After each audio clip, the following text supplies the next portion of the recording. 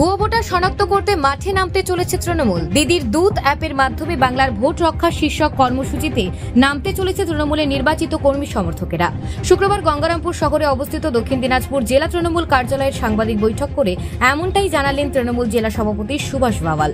এছাড়া উপস্থিত ছিলেন গঙ্গারামপুর ব্লক তৃণমূল সভাপতি শঙ্কর সরকার, গঙ্গারামপুর শহর তৃণমূল সভাপতি কাঞ্চন সেন সহ অন্যান্য তৃণমূল নেতৃত্বরা। আগামী দিনে সাধারণ মানুষের বাড়ি বাড়ি পৌঁছে তৃণমূল কর্মী সমর্থকেরা ভুয়ো ভোটার শনাক্তকরণের কাজে নামবেন বলে জানান তৃণমূল জেলা সভাপতি।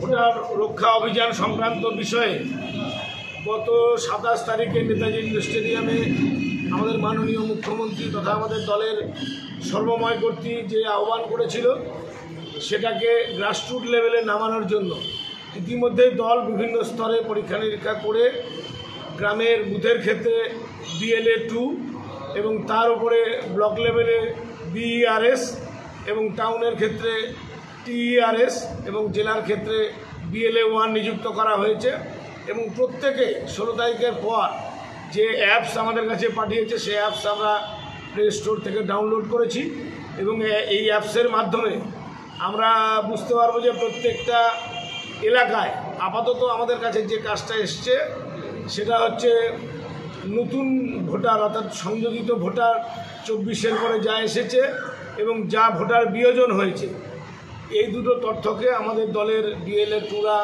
বাড়ি বাড়ি গিয়ে তথ্য যাচাই করবে এবং যদি সেখানে কোনো অসংলগ্ন তথ্য আমাদের কাছে আসে সেগুলো BERSকে জানাবে। BERSের মাধ্যমে BLA 1-এর কাছে আসবে এবং BLA 1-এর মাধ্যমে আমরা রাজ্যের সংশ্লিষ্ট জায়গায় পাঠিয়ে দেব, যাতে এই ভোটার সংক্রান্ত বিভ্রান্তি যেটা আমাদের নেত্রী আশঙ্কা প্রকাশ করেছিল সেটা যেন বাংলার সমস্ত মানুষের সুরক্ষার কারণে সেটুকু আমরা সুনিশ্চিত করতে পারি।